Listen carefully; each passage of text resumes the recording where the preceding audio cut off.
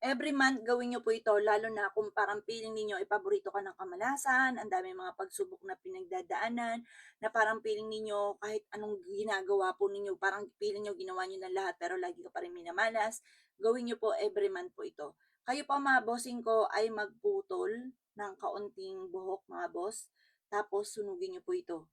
Ito po makakatulong po yan upang sa ganon, kayo po ay yung mga problema napuputol, natutuldukan, nasusolusyunan mga bossing.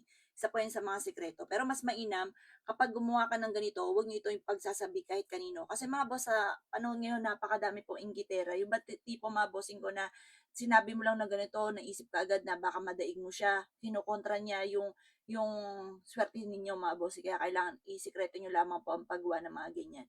Ganun din po, halimbawa, lubog ka sa utang, ang dami mong problema, magputol ka rin po ng kaunting buhok, pagkatapos ipaanod nyo ito sa running water. Halimbawa sa mga ilog, ganun po mga bossing, sa mga ilog, dahil kailangan yung ilog mga boss, kasi merong ilog na tuyo na hindi na umaagos, dapat dun sa umaagos, para maalis o matangay kung ano man yung mga kamalasan ninyo, lalo na ang pagkakalubog sa mga pagkakautang.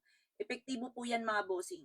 Or kaya po mga bossing ko yung pagdating naman sa usapin ng buhok, halimbawa, ikaw po ay hindi makakatulog. Ang gawin po ninyo mga bossing ko, magupit ka ng kapranggot na buhok, tapos ibabad nyo po ito sa tubig.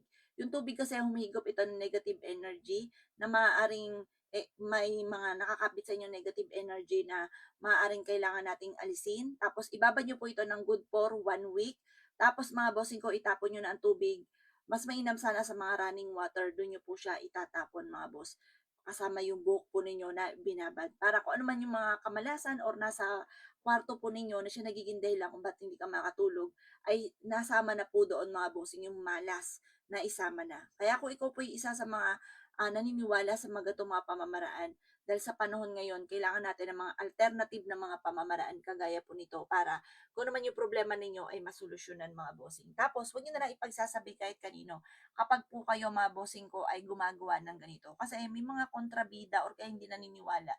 Kapag hindi sila naniwala, kukontrahin nila yan, di wa-effect na. Kasi iba po mga bossing ko pag may kumukontra sa ginagawa po ninyo.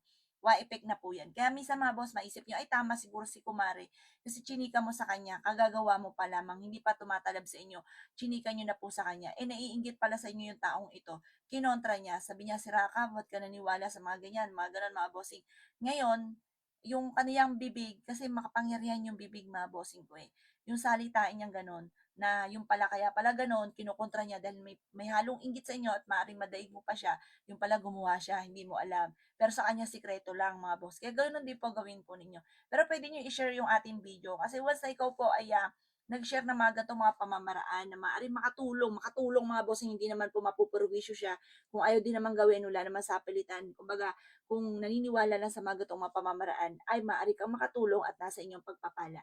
Kasi once na ikaw po ay nakatulong, mabilis na susolusyunan kung ano man po ang problema ninyo, lalo na nga po yung lubog sa utang. Ipaanod nyo po ito sa running water. Yung umaagos talaga mga bossing ko na ilog, napaka-epektibo po niyan. Or kaya mga bossing, kung gusto po ninyo na talagang ma-wash out lahat yung negative, maligo po kayo sa dagat. Kasi yung tubig ng dagat, may alat po yan. Yung alat po niya, wina-wash out siya. Tsaka nagmula sa kalikasan, ang dulot niya na iswerte. Subukan niyo po yan. Pwede nga rin na mag-uwi ka ng kahit isang anong ganyan na mineral, kumuha ka sa dagat. Yan ang ipunas mo sa sahig ninyo bago matapos ang taon. Nako, mga bossing, magpapasalamat ka sa pampaswerte yan. Pero syempre mga bossing, sasabayan natin ng sipag at tiyaga ha. Baka naman po gagawin natin to, tas uupulan tayo, magpapahila-hilata, makikipagkismisan, nako, wala din pong swerteng darating lalo na sa pinansyal. O siya mga boss, good luck po sa inyo po lahat.